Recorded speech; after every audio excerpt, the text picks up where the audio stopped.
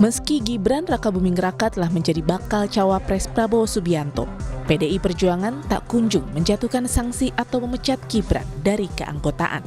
Reaksi kader PDI pun tak satu suara.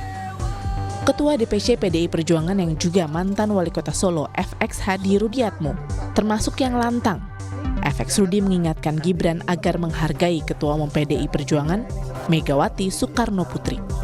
Ia meminta Gibran mengembalikan kartu tanda anggota dan mundur sebagai kader PDI Perjuangan.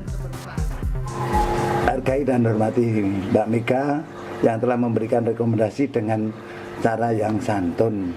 Satu, mengembalikan KTA ke DPC dan membuat surat pengunduran diri dari PDI Perjuangan. Supaya tidak ada penilaian tadi, Mbak Mega dikira bermain di dua kaki, yo Ganjar yo Gibran kan gitu. Jangan. Pak, berarti Sinyal soal nasib Gibran sebagai kader PDIP juga diungkap Ketua DPP PDI Perjuangan Bidang Kehormatan, Komarudin Watubun. Kata Komarudin lewat pesan tertulisnya, secara de facto keanggotaan Gibran di PDI Perjuangan telah berakhir setelah pendaftarannya secara resmi menjadi cawapres dari Kim.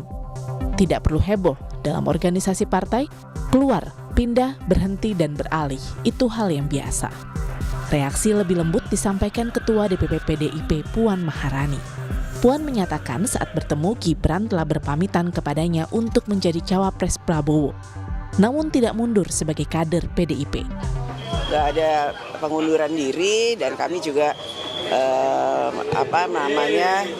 melihat bahwa hanya kata selamat yang bisa saya sampaikan kepada Mas Gibran. Udah, itu aja. Udah ketemu, ngobrol-ngobrol, banyak hal yang kita bicarakan dan ya udah nggak masalah. Mas Gibran pamit ingin menjadi cawapres dari Mas Prabowo. Kayak saya juga sampai saat ini kan nggak melihat Mas Gibran bergabung ke partai mana, karena kan hanya menjadi cawapres, tapi nggak pakai baju kuning, nggak pakai baju biru, nggak pakai baju apa. Tapi kan tadi bajunya baju biru muda koalisi kan, jadi ya seperti itu.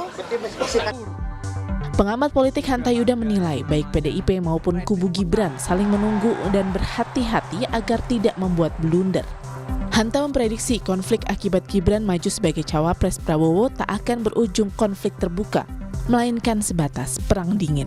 Di publik mereka paham betul ini, sama-sama paham politik.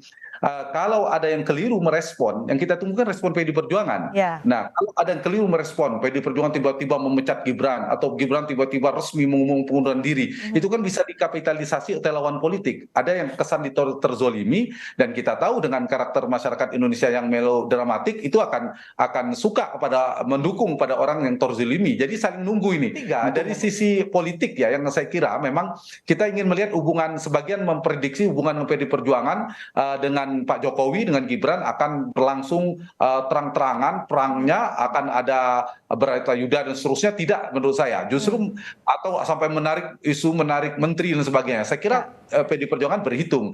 Jadi potensi perang dinginnya yang akan kuat ya. Tak hanya memicu perang dingin dengan PDI Perjuangan, langkah Gibran maju Pilpres sebagai cawapres Prabowo juga menjadi sorotan karena Jokowi dianggap tengah membangun dinasti politik.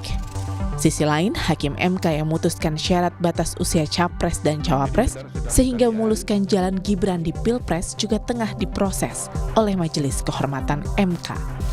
Tim Liputan Kompas TV.